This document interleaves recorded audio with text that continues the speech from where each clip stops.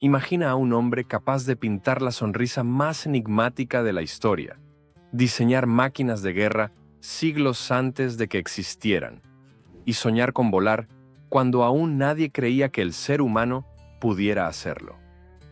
Ese hombre fue Leonardo da Vinci, el genio que cambió para siempre el arte, la ciencia y la forma en que entendemos el mundo. Prepárate para descubrir la vida del verdadero hombre del Renacimiento, un visionario adelantado a su tiempo, cuyo talento parecía no tener límites.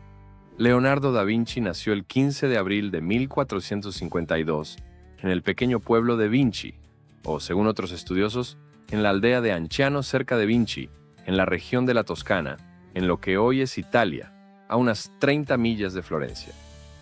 El padre de da Vinci fue Ser Piero da Vinci, nacido en 1426, proveniente de una familia de clase media alta y propietaria de tierras que vivía en el pueblo de Vinci desde el siglo XIII. Dada su larga conexión con su pueblo natal, la familia adoptó el nombre del lugar como apellido, antecedido por da, que literalmente significa de, como en Leonardo da Vinci, práctica muy extendida en aquella época. Mientras que ser, como en Ser Piero, es un título honorífico para un jurista. Ser Piero da Vinci fue un notario prominente, es decir, alguien que aseguraba la oficialidad de los documentos y ejercía un rol similar al de un abogado o escribano. Trabajando en esa capacidad, Piero pasó gran parte de su tiempo en Florencia, aunque en algún momento de 1451 se involucró sentimentalmente con la madre de Leonardo, y la pareja concibió un hijo fuera del matrimonio, algo particularmente escandaloso, debido al estatus de clase media de Piero. Sin embargo, los padres de Leonardo ignoraron el posible estigma y anunciaron abiertamente su nacimiento. Hasta hace poco, no se sabía mucho de la madre de da Vinci, aunque se cree que fue una sirvienta llamada Caterina. Recientemente, publicaciones de historia del arte la nombran como Caterina di Meo Lippi, una huérfana de 15 años que vivía cerca de Vinci, mientras que otras obras de reciente ficción histórica especulativa, como la del profesor italiano Carlo Becce, teorizan que era una mujer esclavizada del Cáucaso, teoría apoyada por un documento firmado por Ser Piero en el otoño de 1452, en el que liberó de la esclavitud a una mujer llamada Caterina, aunque crecería hasta convertirse en una gran mente y un maestro en la ciencia, la pintura, la arquitectura y otras disciplinas. Da Vinci nació en un entorno provincial como hijo ilegítimo, un factor que, según proponen los historiadores, pudo impulsarlo hacia sus variados intereses, ya que le impedía asumir los derechos del estatus de su padre. Da Vinci pasó el primer año de su vida con su madre Caterina, pero luego fue criado por los padres de su padre, Antonio y Lucía, que tenían por entonces unos 80 y 60 años respectivamente. A partir de entonces, Leonardo apenas veía a su madre o a su padre, pues su padre vivía y trabajaba, y eventualmente contrajo matrimonio en Florencia. Caterina, por su parte, se casó con otro hombre y tendría 5 hijos más. Su padre llegaría a casarse un total de 4 veces y a tener 11 hijos.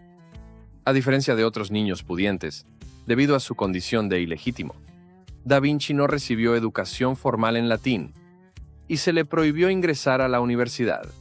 Sin embargo, se le enseñó aritmética, a leer y escribir en italiano, y a tocar la lira, además de aprender técnicas agrícolas de su joven tío Francesco, experiencia temprana que probablemente contribuyó a su fascinación de por vida por la ciencia y la naturaleza. Su educación inicial se llevó a cabo dentro del hogar de su padre, e implicó tanto lecciones formales como aprendizaje incidental a partir de su entorno local, como adquirir comprensión de mecánica elemental por la operación de norias y alfarerías. Varios años después, en 1464, cuando Leonardo tenía 12 años, la primera esposa de Ser Piero, Alviera, murió, y al año siguiente, él contrajo matrimonio con Francesca, di Ser Giuliano Landredini, quien se convirtió en la segunda madrastra de Leonardo. Tras este nuevo matrimonio y la muerte de sus abuelos, Leonardo se unió a su padre en Florencia, que era una meca artística y un centro del Renacimiento, con alrededor de 100.000 habitantes en la década de 1460. El Renacimiento se refiere al renovado interés por el saber y el arte clásicos griegos y romanos, así como al renacer de la cultura europea tras lo que se consideraba la decadencia académica y artística del período medieval. El término fue acuñado en 1855 por Jules Michelet en su obra del mismo nombre, que sostenía que el período vio la recuperación de la escritura, el arte y temas clásicos adaptados a un entorno sociopolítico contemporáneo. En zonas de Italia, a menudo se hacía referencia al Imperio Romano en términos nacionalistas, como forma de destacar la herencia grandiosa e impresionante de ese conjunto de estados. Es importante señalar que el término Renacimiento es lo que los estudiosos llaman un término eurocéntrico, lo que significa que, aunque este periodo del siglo XIV al XVII vio un renacer del arte y el aprendizaje en Europa, en contraste con las edades oscuras anteriores, otros lugares y pueblos de Asia y de los grandes imperios islámicos ya venían logrando innovaciones y avances en el periodo previo, cuando Europa estaba estancada. No obstante, el término es útil para describir el movimiento más amplio del cual Da Vinci fue una figura principal. Durante el Renacimiento, Italia aún no estaba unificada. En cambio, estaba compuesta por poderosas ciudades-estado y paisajes rurales, y sufría guerras constantes entre las élites urbanas y el Estado pontificio, término que se refiere a la franja de tierra, con su propio ejército, controlada por el Papa y la Iglesia Católica. Además, la nobleza y quienes controlaban ciudades y tierras en ese momento solían proceder de dos grupos, o bien de los que aún retenían poder y tierras de la era feudal, o de la burguesía que había acudido a las ciudades para hacer fortuna o consolidar su riqueza en la banca, la navegación y otros oficios. Dentro de la propia Florencia, también había facciones divididas y luchas internas, lo que se confirma en el trazado de las calles de la ciudad durante el Renacimiento. Basados en mapas históricos y testimonios escritos, los historiadores han señalado que en cada barrio de Florencia vivía una mezcla de familias, sin grandes brechas de ingresos visibles, por lo que una amplia variedad de personas y familias de distintos oficios podían habitar el mismo vecindario. Una familia de la nobleza podía haber vivido en ese mismo barrio durante siglos, casi como un remanente de los tiempos feudales en caso de que las familias y las personas necesitaran protección. Tal entorno motivó a muchos a adquirir símbolos de estatus que demostraran su riqueza y posición social. En Florencia, estos símbolos se basaban comúnmente en las artes. Los ciudadanos pudientes invertían fuertemente en esculturas, pinturas y joyería como medio de demostrar su gusto y su estilo de vida costoso. Fue esta dinámica la que alimentó el auge de Florencia como centro del Renacimiento, y de las artes en particular, y lo que dio a Leonardo la oportunidad de forjar su vida como artesano. Florencia era una de las ciudades-estado poderosas que conformaban Italia, y el joven Leonardo fue uno de los muchos que migraron del campo a la ciudad en el siglo XV, donde se acostumbró a la vida urbana, incluido un toque de queda nocturno y cerraduras y seguridades impenetrables en los edificios. Asimismo, Florencia era una ciudad amurallada. De hecho, la vida se veía sacudida no solo por guerras e intrigas políticas, sino también por plagas y hambrunas que afectaban periódicamente a la población y alimentaban un nivel significativo de temor.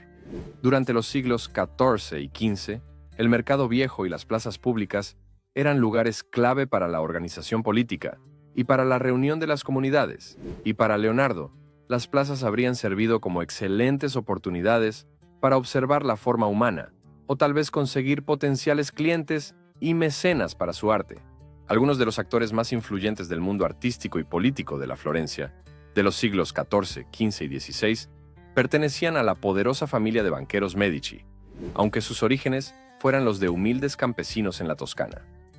En el siglo XIV, emigraron a Florencia para aprovechar oportunidades económicas, y durante los 2 siglos siguientes, los Medici tendrían miembros vinculados al trono francés, así como al papado. Importante para la historia de Leonardo da Vinci es que los Medici y otras familias poderosas fueron mecenas de las artes. Empezando con Cosme de Medici, nacido en 1389, quien no solo estableció la legitimidad política de los Medici en una época en que muchos desconfiaban de los banqueros, sino que también inició la tradición del mecenazgo artístico de los Medici. Cosme se interesó particularmente por la arquitectura, como lo demuestra su apoyo al diseño e implementación de Filippo Brunelleschi de la famosa cúpula de la Catedral de Santa María del Fiore, o Catedral de Florencia, completada alrededor de 1436. La Florencia renacentista fue un centro de logro artístico y académico, impulsado en parte por el interés y la participación de la aristocracia en las artes, y por un ambiente cultural motivado tanto por un renovado interés en la historia griega y romana como por valores humanistas. El humanismo en tiempos de Leonardo no era el movimiento ateo moderno del mismo nombre, sino una escuela intelectual y estética que destacaba la centralidad del ser humano y el desarrollo de la experiencia humana a través del arte y la literatura, en referencia a ideas clásicas. Da Vinci, junto con otros artistas como Miguel Ángel y Rafael, son considerados líderes del llamado Alto Renacimiento, que se refiere al periodo desde fines del siglo XV hasta mediados del XVI, en el que el arte y la ciencia renacentistas alcanzaron un punto álgido de producción. Sin embargo, en esta fase temprana de su vida, Leonardo aún no era el hombre del Renacimiento completo que llegaría a ser. Más bien, en 1464 era el hijo ilegítimo de un jurista y pronto sería aprendiz de un artista. Y fue debido a su condición de ilegítimo que, al llegar a Florencia, Leonardo no pudo seguir los pasos profesionales de su padre y convertirse en abogado. Sin embargo, gracias a las conexiones de su padre, pudo convertirse en aprendiz del artista florentino Andrea del Verrocchio a los 14 años, aunque los aprendizajes de la época solían comenzar un par de años antes, alrededor de los 12. Andrea del Verrocchio nació en 1435 en Florencia. Aunque fue el escultor oficial de la poderosa familia Medici, Verrocchio se formó originalmente como orfebre, llegando a dominar también la fundición en bronce y mármol en la Florencia del siglo XV. Verrocchio dirigía un taller llamado Bottega, esencialmente una fábrica de arte que producía distintos tipos de obras, vestuario teatral e incluso lápidas. Entre 1464 y 1473, Verrocchio fue encargado de realizar la tumba en el suelo de Cosme de Medici, en la Basílica de San Lorenzo, así como las tumbas de los hijos de Cosme, Piero y Giovanni. Estas conexiones lucrativas y de alto estatus catapultaron a Verrocchio a una posición de influencia, y su taller recibía pedidos de muchos clientes notables, exigiendo una variedad de productos. Además de estas tumbas, Verrocchio diseñó y produjo muchas piezas, incluida el monumental grupo escultórico en bronce Cristo y Santo Tomás, que fue realizado a lo largo de 16 años e inaugurado en 1483. Esta escultura fue pensada para el exterior de Or San Michele en Florencia, una iglesia que data de los inicios del primer milenio, pero que fue reconstruida a comienzos del siglo XIV. Verrocchio no solo fue un escultor estimado, sino también pintor, formado por el maestro florentino Fra Filippo Lippi, nacido en Florencia alrededor de 1406, célebre pintor de la generación renacentista anterior, que en un tiempo fue sacerdote y también recibió el mecenazgo de los Medici. Es conocido por sus frescos y retablos como la Madonna con Niño, pintado en algún momento de la década de 1440.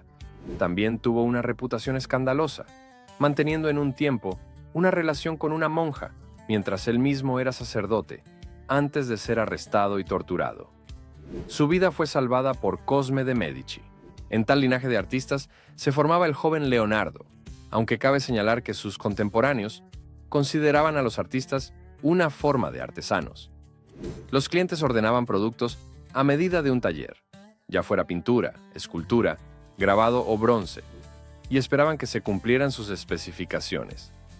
La naturaleza de ese mercado significaba que Leonardo habría sido formado no solo en la mezcla y aplicación de pintura, sino también en cantería, talla, fundición de bronce y dibujo, así como en el uso de las matemáticas, la ingeniería y la música.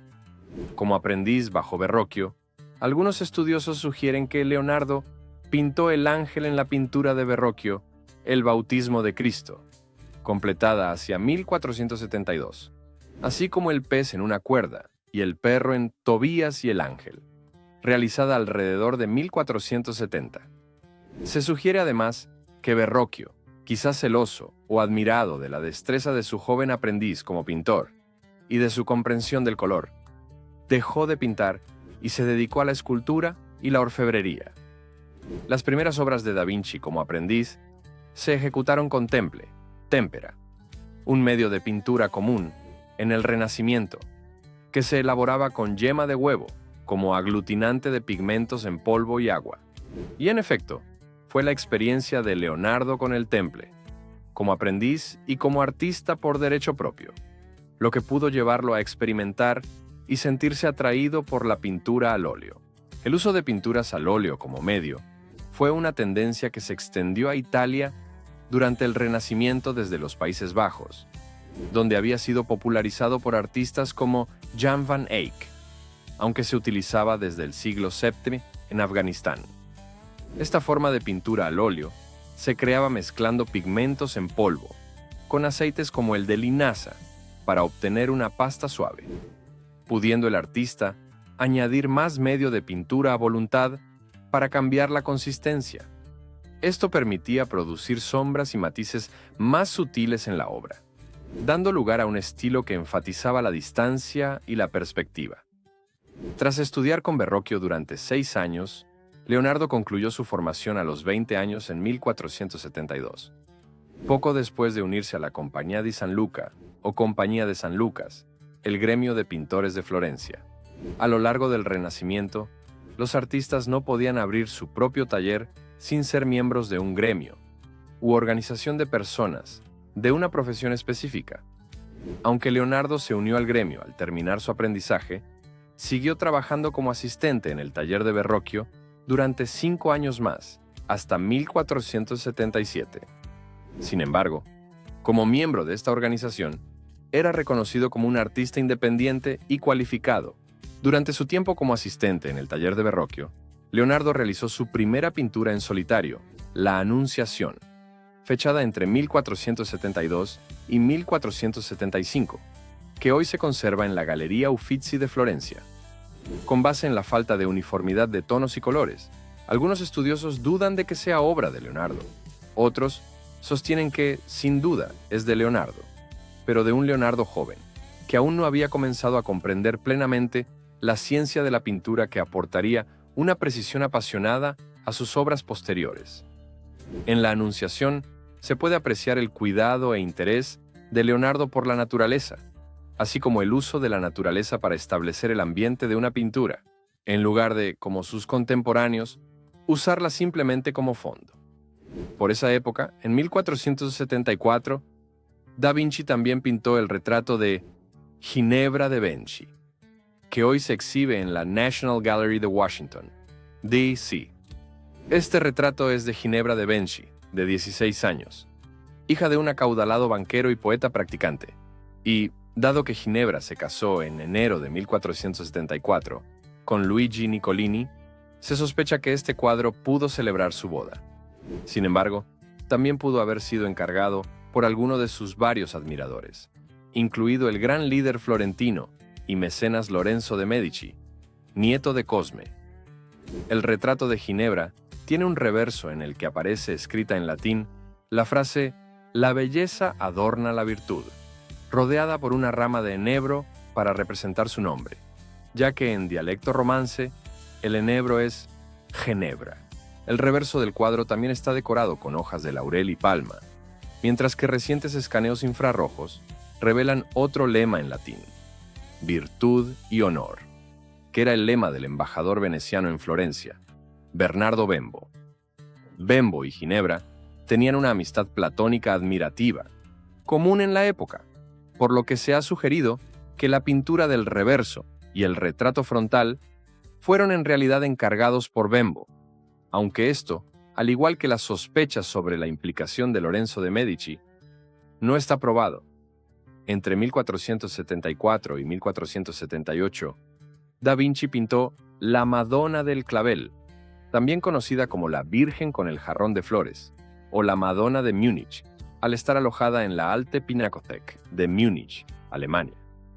Aunque el estilo de esta obra es similar a otros trabajos tempranos suyos, como La Anunciación, en cuanto al modo de pintar el cabello trenzado y las flores del jarrón, gran parte del cuadro sigue siendo difícil de descifrar y analizar debido a daños causados por restauraciones previas mal realizadas.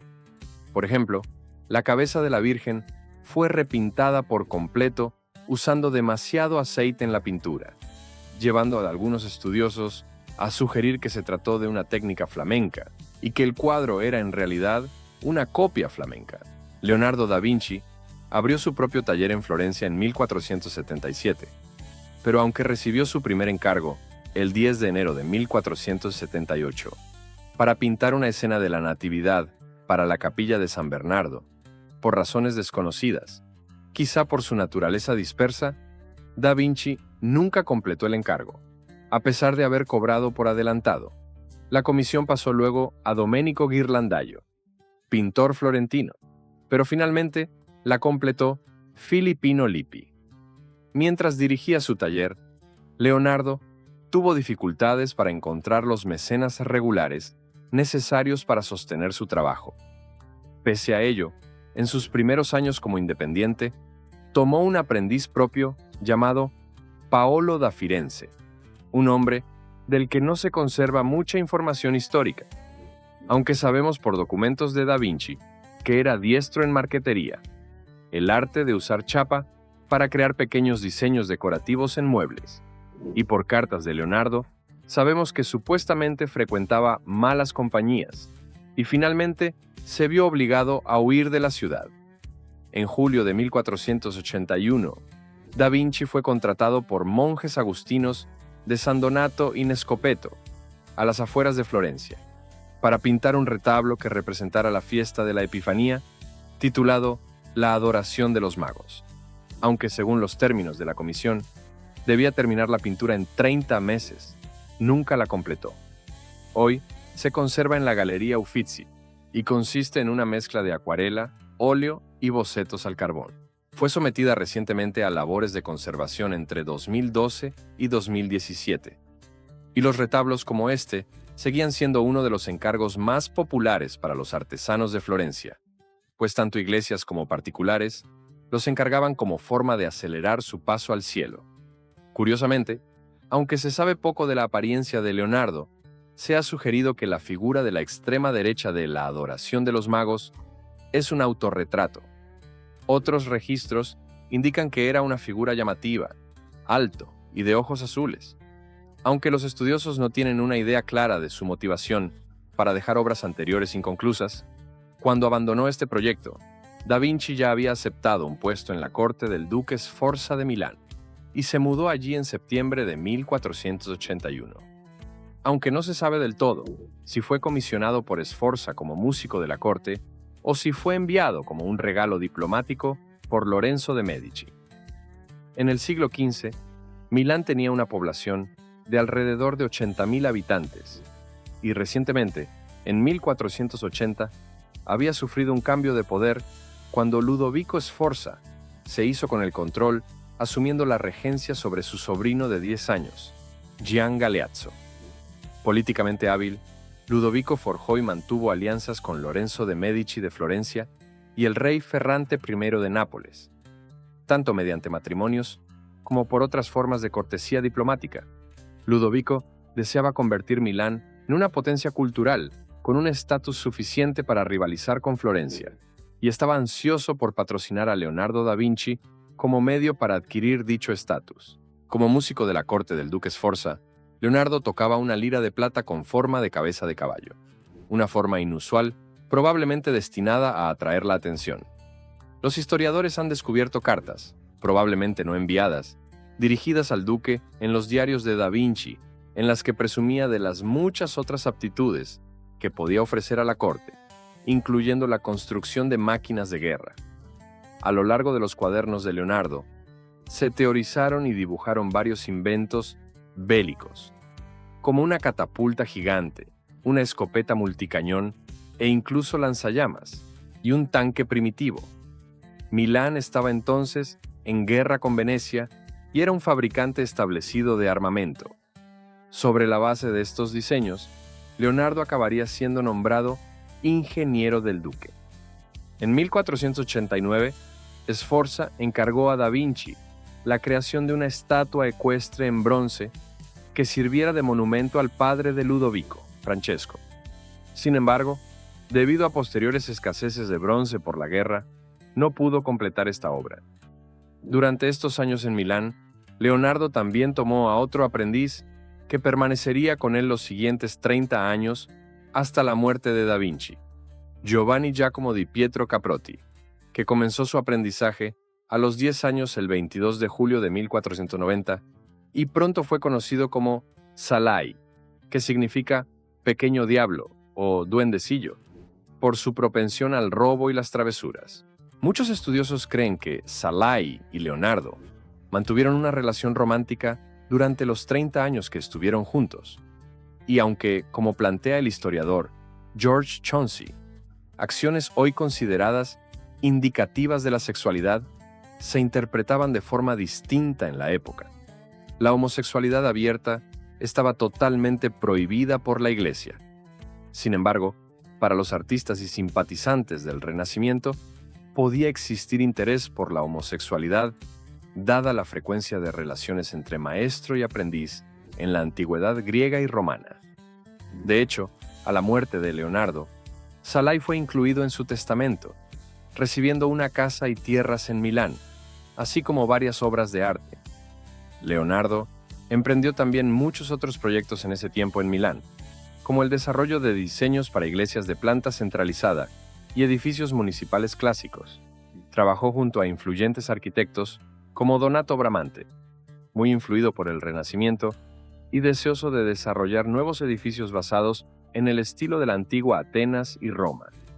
No sobreviven hoy edificios inequívocamente basados en los diseños de Leonardo, aunque varias de sus ideas fueron modeladas. Mientras tanto, en 1494, el rey francés Carlos VIII invadió y trató de conquistar Nápoles. Al año siguiente, Venecia, Milán, Roma y España formaron una alianza para repeler a los franceses, y posteriormente, en julio de 1495, Francia abandonó Nápoles y los territorios italianos a pesar de ganar la batalla de Fornovo, porque la batalla tuvo lugar cuando los franceses ya estaban abandonando el territorio en respuesta a las fuerzas masivas reunidas contra ellos. En ese tiempo, en 1495, Ludovico Sforza encargó a Da Vinci su famoso fresco La Última Cena. Los frescos, medio popular en el Renacimiento, eran murales pintados con pigmento seco, directamente sobre yeso de cal húmedo. Encargado para pintarse en la pared del comedor del monasterio de Santa María delle Grazie en Milán, La Última Cena tomó 2 o 3 años de trabajo con la ayuda de muchos asistentes.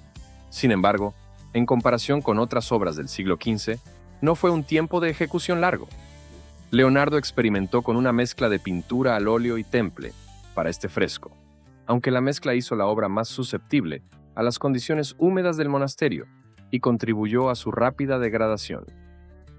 A mediados del siglo XVI, la obra ya era un desastre y hoy, La Última Cena ha sido restaurada muchas veces, quedando solo alrededor del 20% de lo que vemos realmente pintado por el propio Leonardo. La pintura de La Última Cena comenzó a desprenderse poco después de su finalización, debido a que el medio era una mezcla de óleo, temple y yeso, así como por los efectos de la humedad. En 1999, la especialista Pinin Brambilla llevó a cabo un esfuerzo de restauración que duró más de 20 años y costó millones de dólares, e incluyó retirar 5 capas de pintura. La obra es notable por varias razones, incluida la decisión de Leonardo de representar a Judas, el traidor, junto a los demás discípulos. Jesús ocupa el centro del encuadre, y la luz en los rostros de los demás procede de él, como indica el uso de la sombra por parte de Da Vinci.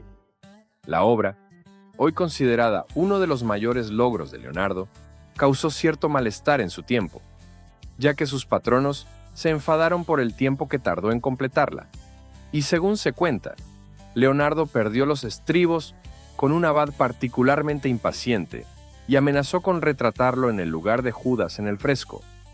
Durante su tiempo en la corte de Ludovico, Leonardo trabajó como retratista oficial de la nobleza y sus familias. Algunas de sus obras más llamativas se realizaron en ese rol y fue ampliamente reconocido por su capacidad para plasmar la expresión y la emoción en esos retratos. Refinó esta técnica con varios estudios, incluidos estudios de lo grotesco y lo bello, que pueden verse en sus Madonas. También se le señaló por su estilo distintivo en el retrato, en el que situaba a su sujeto en una vista de 3/4 en lugar de totalmente de perfil, lo que le permitía capturar la sombra y la profundidad. Uno de los retratos más logrados que completó fue el de Cecilia Gallerani, amante de Ludovico, en el que también representó a su Armiño, clara indicación de su capacidad para capturar el movimiento y la emoción de humanos y animales en su obra.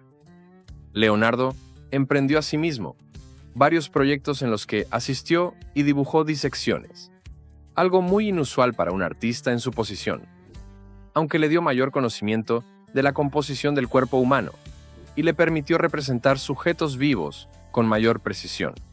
También completó varios estudios en los que analizaba el efecto de la luz solar sobre un sujeto y trabajó en definir la sombra con precisión en forma de bocetos.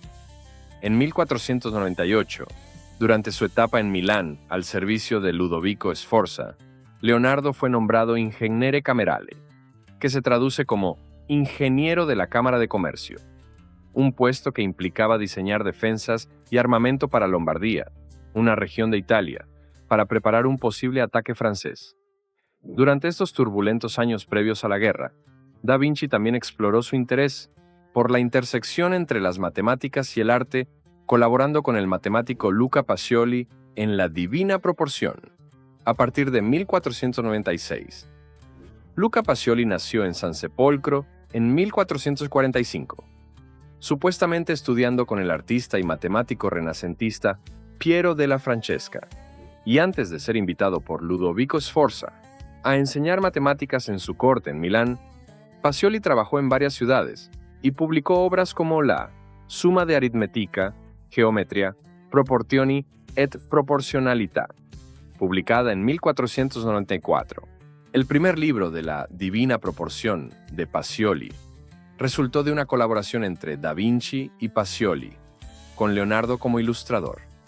Finalmente, se publicó como una colección de 3 libros, titulada Divina Proportione, que exploraba la proporción áurea, un principio rector para seccionar y dividir obras de arte, edificios u otras cosas para producir el resultado más equilibrado y estéticamente placentero. Al considerar estos logros, es importante recordar que Leonardo no fue formado en lo que entonces se llamaba filosofía natural o ciencia. Da Vinci enfatizaba rutinariamente el papel de la observación empírica en su adquisición de conocimiento y sostenía que el mundo no podía comprenderse solo a través de los libros. El 5 de octubre de 1499, el nuevo rey francés, Luis XII, descendiente del primer duque de Milán, invadió Milán con apoyo de Venecia, obligando a Ludovico Sforza a huir de la ciudad, aunque finalmente fue capturado un año después cuando intentaba recuperarla. Luis tenía un reclamo sobre la ciudad a través de los Visconti, a quienes Ludovico había derrocado antes de asumir el poder.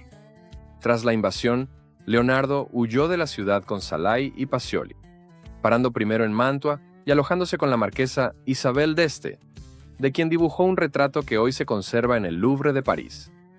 Posteriormente, el trío se dirigió a Venecia en marzo de 1500, antes de regresar a Florencia y vivir juntos en una casa. Durante su breve estancia en Venecia, Leonardo vivió una ciudad bajo asedio, ya que el Imperio Otomano la amenazaba en una guerra entre 1499 y 1503. Barcos de guerra turcos permanecían frente a la costa durante su estancia, y él ofreció sus servicios a la ciudad como ingeniero militar. Esto lo llevó a desarrollar diseños para equipos de buceo, que creía que podrían ser utilizados por tropas venecianas en asaltos a naves otomanas, así como varias formas de defensa submarina, diseñadas para hundir barcos antes de que pudieran llegar a los puertos, lo que habría permitido desembarcar una fuerza de invasión. Una vez más, por increíbles que fueran estos diseños, carecían de aplicación práctica y por ello rara vez se intentaron. En abril de 1500, Leonardo estaba de nuevo en Florencia, aunque ya no era la Florencia de su juventud. La familia Medici, que había controlado la ciudad por generaciones, había sido expulsada tras el error político de Piero el Desafortunado, hijo de Lorenzo de Medici, en 1494, cuando se reunió con Carlos Odeito en el campo de batalla durante su invasión de Nápoles y cedió múltiples fortalezas sin la aprobación del gobierno florentino, la Signoria. Aunque 20 años antes había tenido dificultades para conseguir mecenas al abrir su propio estudio y carrera en Florencia, ahora, debido al cambio en la cultura política de la ciudad, Leonardo era visto como un gran maestro del estilo heroico que estaba de moda. Ese respeto le reportó muchas comisiones y trabajos. Cuando el artista filipino supo que Leonardo da Vinci podía estar interesado en un encargo de retablo que le habían confiado a él, el artista se retiró, permitiendo a da Vinci tomar el proyecto si así lo deseaba.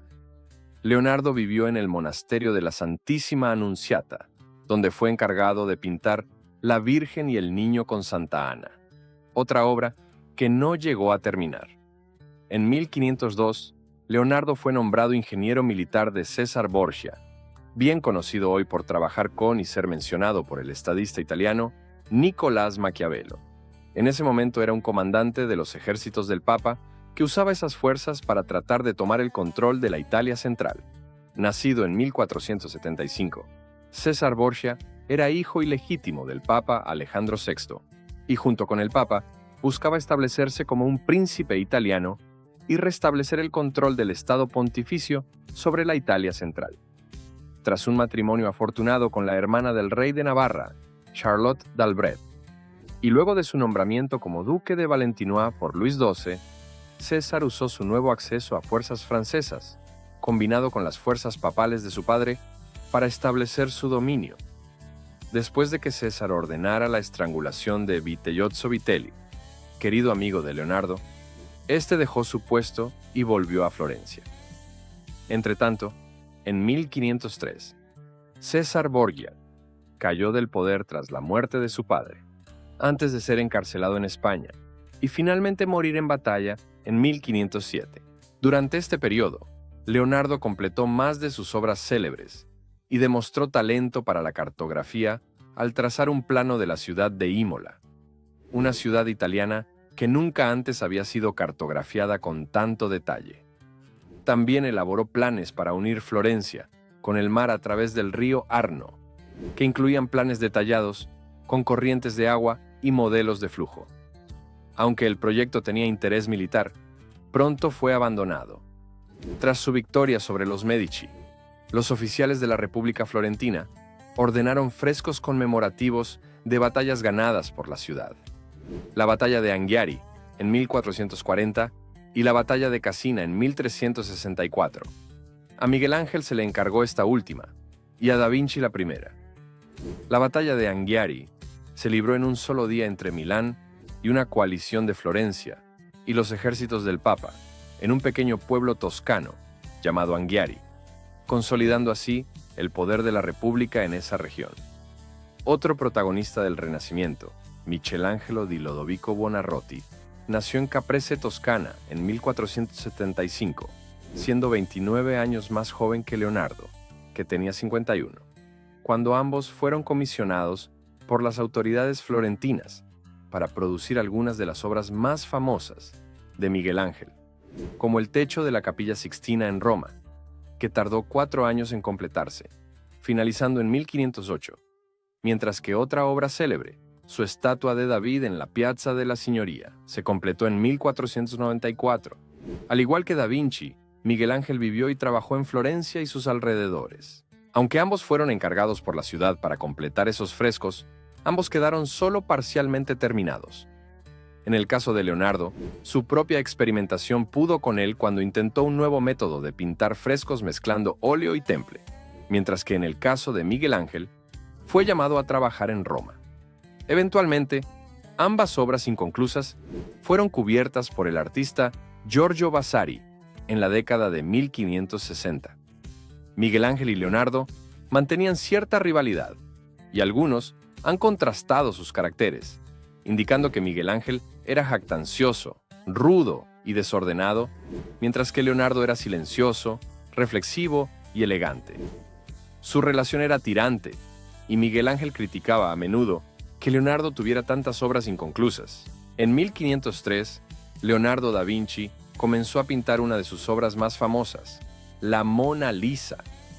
La Mona Lisa, o Mona, como abreviatura de Madonna, se cree que es un retrato de Lisa Gherardini, esposa del comerciante de seda Francesco del Giocondo, aunque esta afirmación siempre ha sido discutida.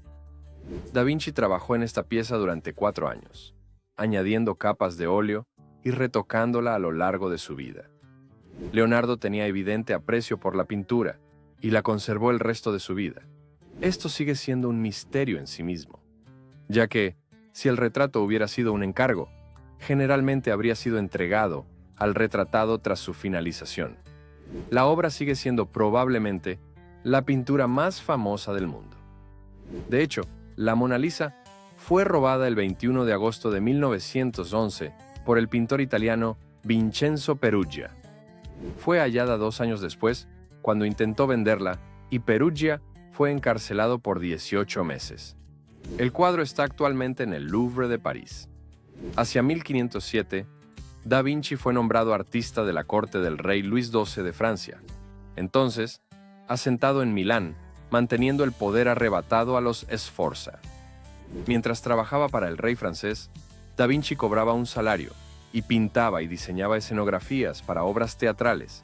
Y, aunque nombrado artista de la corte, en 1508, su principal mecenas en Milán, durante esos años de control francés, fue Charles d'Amboise, señor de Chaumont, noble francés, mariscal de Francia y gobernador de Milán, de 1506 a 1511.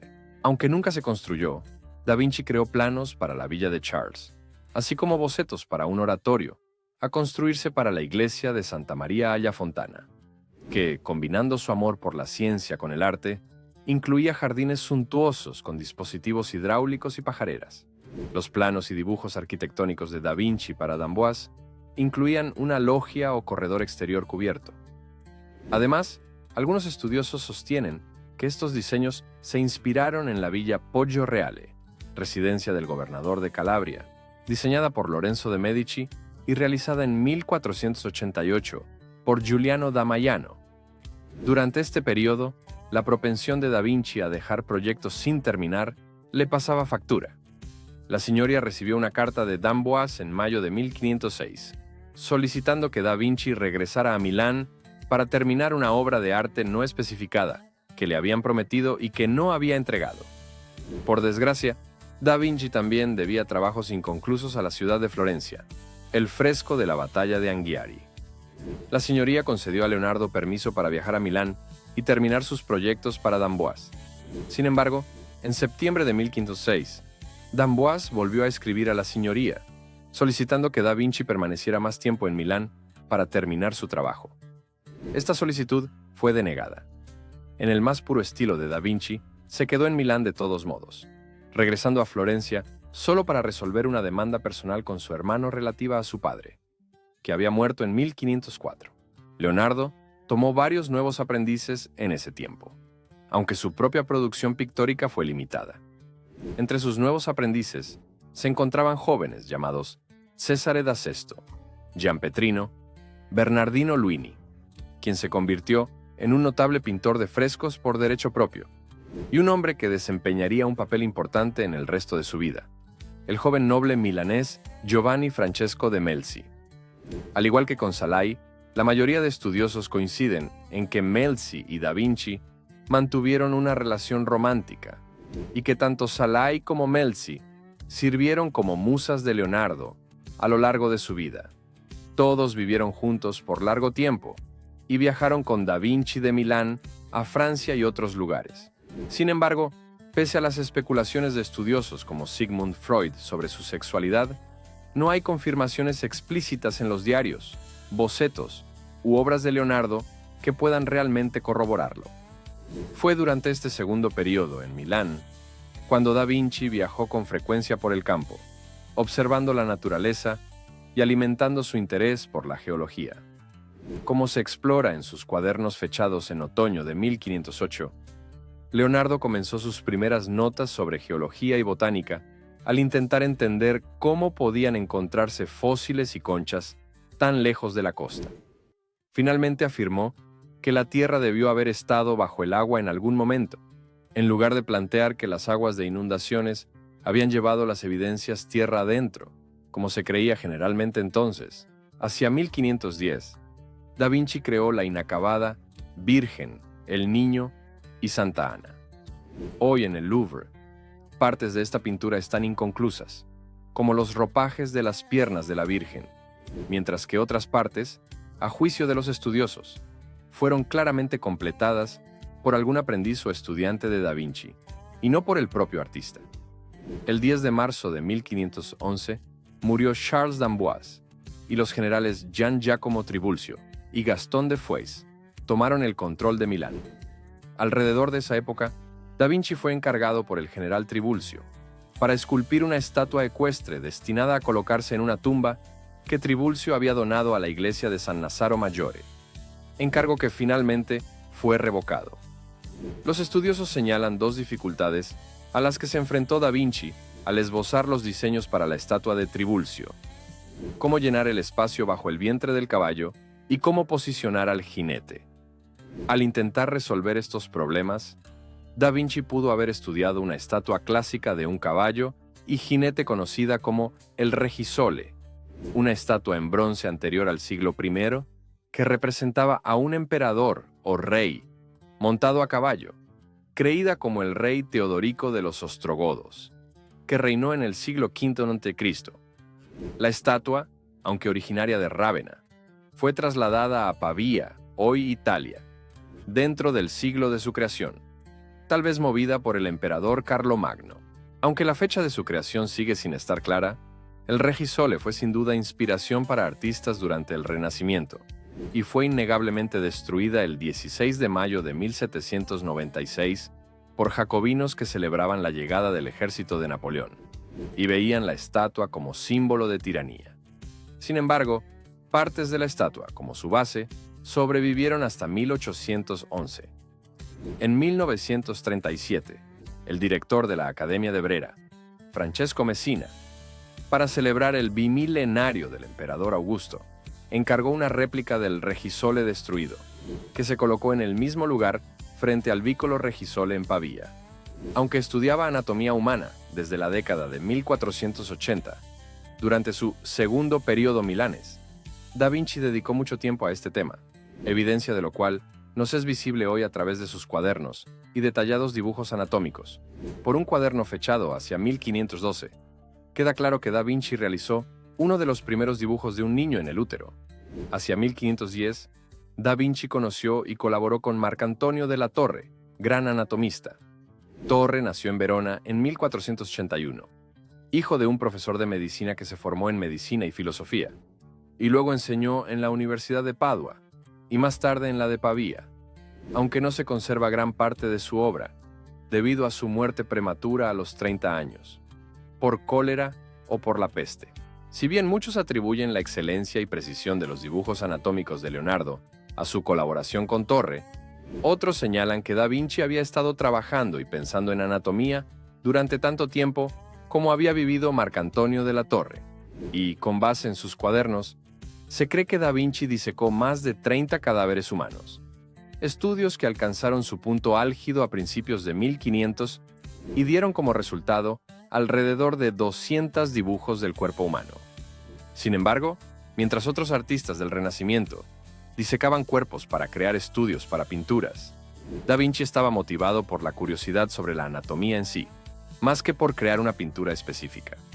El proceso debía de ser desagradable, pues la doctrina religiosa determinaba que las disecciones debían realizarse de noche, y era una actividad que probablemente suscitaba sospechas. Mientras tanto, en 1512, los Sforza intentaron volver al poder en Milán, cuando el hijo de Ludovico Sforza, Maximiliano, nacido en 1493, regresó a la ciudad con poder militar, respaldado por Suiza. Pero, pese a ese esfuerzo, las fuerzas combinadas de Francia y Venecia expulsaron de nuevo a los Sforza, asentándose Maximiliano en París. Una década después, un Sforza, el otro hijo de Ludovico, Francesco, volvió a ostentar el título de Duque de Milán, tras ser nombrado por Carlos V, aunque fue el último Sforza en ostentar el título en ese periodo. En medio de estas continuas luchas de poder entre los milaneses y los franceses, Leonardo se fue a vivir con el joven Francesco Melzi, de 20 años, quien siguió siendo un compañero cercano y posible amante durante el resto de la vida de Leonardo. A la muerte de Leonardo, Melzi mantuvo el control de muchos de sus diarios y de su arte. El 24 de septiembre de 1513, Leonardo salió de Milán con Melzi y Salai y viajó a Roma, donde fue alojado en el Belvedere del Vaticano por Giuliano de Medici, hijo de Lorenzo de Medici y hermano del recién instalado Papa León X, o Giovanni de Medici. Muchos artistas viajaron a Roma en esos años para intentar ganarse el favor del Papa León, entre ellos los renacentistas Rafael y Miguel Ángel. Durante su residencia en Roma de 1513 a 1516, el Papa se acercó a Leonardo para solicitar su ayuda en la elaboración de un plan para drenar las marismas pontinas, foco de malaria y prácticamente inhabitables. Finalmente se drenaron y reclamaron para uso agrícola en la década de 1930, mientras que los diseños y planes de Da Vinci, aunque no se usaron con ese fin, pueden verse en la colección real del Castillo de Windsor. La propia Roma aún se estaba recuperando del Gran Cisma, concluido en 1417, un proceso en el que dos papas rivales lucharon por el poder, entre la sede papal de Roma y un contendiente en Aviñón, Francia. Este periodo reaccionario se manifestó en Roma con un impulso por centrar el poder y la autoridad en el Vaticano, lo que llevó a un periodo conocido como el Alto Renacimiento. En 1516, Leonardo, Melzi y Salai navegaron a Francia, el mismo año en que el rey Francisco I de Francia invadió y capturó Milán, expulsando de nuevo a los Sforza. Incapaz de encontrar trabajo y mecenas en Italia, Da Vinci se asentó en Francia y se convirtió en el pintor oficial del rey François I de Francia. François, o Francisco I, se convirtió en rey de Francia el 1 de enero de 1515 tras la muerte de Luis XII. Francisco se había casado con la hija de Luis XII, Claudia, poco antes de la muerte del rey. Los historiadores escriben que Francisco invitó a Leonardo a su corte puramente para conversar con él, cosa que, por lo que se cuenta, hacían a diario. Mientras estuvo en Francia, Da Vinci y Melzi vivieron en la pequeña aldea de Cluc, en una mansión que les proporcionó el rey Francisco, y fue allí donde Da Vinci creó su famoso autorretrato dibujado a tinta roja, hoy conservado en la Biblioteca Real de Turín, Italia. Se estima que los dibujos son de 1512 y muestran a Leonardo alrededor de los 60 años. Algunos sostienen que Da Vinci experimentó parálisis en los años previos a su muerte a partir de esa época, afirmación basada en el examen de algunos de sus escritos, como una hoja de octubre de 1517 del Códice Atlántico que escribió mientras vivía en Club, una gran colección o cuaderno de pensamientos y bocetos de Leonardo, compuesta por 1119 hojas fechadas entre 1478 y 1519. Al examinar el códice, los estudiosos observaron que algunas líneas de sombreado son irregulares y poco nítidas, lo que les llevó a sospechar que, si bien Da Vinci conservaba movimiento en los dedos, había perdido movilidad del brazo. Muchas de las obras que produjo hacia el final de su vida eran apocalípticas y trataban de grandes inundaciones e imágenes de fuerza bruta. Pasó sus últimos días tratando de organizar sus miles de páginas de notas, que, dada su extensión, no alcanzó a ordenar por completo. Tras vivir y envejecer en Francia, Leonardo da Vinci murió el 2 de mayo de 1519, a los 67 años. Fue enterrado en la iglesia de Saint-Florentin, en Amboise, Francia. Lamentablemente, esta iglesia fue demolida en 1802, lo que llevó a la desaparición del lugar de descanso final de la gran mente y artista renacentista Leonardo da Vinci. Leonardo da Vinci legó a la historia no solo numerosos frescos y pinturas, sino también sus cuadernos, de los que se decía que sumaban alrededor de 20.000 páginas, aunque solo 7.000 han sobrevivido. Hoy, algunos se conservan en Milán o Inglaterra, mientras que otros han sido compilados y publicados como el Trattato della Pittura. El Trattato della Pittura se compone de 8 libros y 935 capítulos, y sirve como una fuente importante de las opiniones de Leonardo sobre el arte y el arte como ciencia, porque, de manera interesante, Leonardo da Vinci expresó en sus escritos el deseo de cerrar la brecha entre el arte y la ciencia, considerando su misión establecer la respetabilidad del arte como ciencia. Del mismo modo, creía que el arte poseía una capacidad casi divina para recrear y destilar el mundo natural. De manera significativa, estos cuadernos exploran la fascinación de Da Vinci por el agua, el vuelo y la disección para comprender la forma humana. Da Vinci se fascinó por el poder del agua desde joven, tras presenciar la crecida del río Arno, lo que pudo llevarlo a un mayor interés por el poder destructivo de la naturaleza y la potencial capacidad del hombre para dominarlo. Leonardo también se fascinó por la posibilidad del vuelo humano y diseñó lo que muchos consideran el primer paracaídas, que Da Vinci dibujó en 1485. Este paracaídas, con forma de pirámide, fue probado el 26 de junio de 2000 por el paracaidista inglés Adrian Nicholas, y fue un éxito. Figura principal del Alto Renacimiento, Leonardo da Vinci fue matemático, arquitecto y pintor, dedicado a la innovación y la exploración, ya fuera explorando dentro del cuerpo humano o en el cielo, o experimentando con nuevos medios pictóricos. Aunque en muchos sentidos estuvo restringido por su tiempo, como cuando tuvo que mudarse repetidamente por Italia y Francia según la situación política y para buscar mecenas que sustentaran su existencia. En ocasiones fueron esas mismas restricciones las que le permitieron recorrer tantos caminos en una sola vida. Fue recordado principalmente como artista durante su vida, pero el estudio de sus notas tras su muerte ha revelado hasta qué punto sus ideas se aplicaron también a la ingeniería, las matemáticas y la ciencia. Leonardo logró fama e influencia durante su propia vida, pero más aún después de su muerte, pese a que terminó casi ninguno de sus proyectos. Hay muchas preguntas sobre el grado de su contribución a muchas de las obras que se le atribuyen, y sus obras han sido reparadas y restauradas varias veces a lo largo de los siglos desde que fueron creadas, lo que lleva a algunos a cuestionar hasta qué punto podemos apreciar plenamente su talento artístico como público moderno. Marcado por su nacimiento ilegítimo, que le bloqueó ciertas oportunidades en su vida, Da Vinci, a pesar de esos obstáculos, o, como proponen algunos historiadores, quizá debido a ellos, sobresalió. Sin embargo, al mismo tiempo, hubo muchos casos en que Da Vinci no completó obras por las que había cobrado, y en otros, como con su experimentación con el medio pictórico en La Última Cena, sus experimentos no resultaron para mejor, y hoy nos cuesta la oportunidad de ver su obra en todo su esplendor.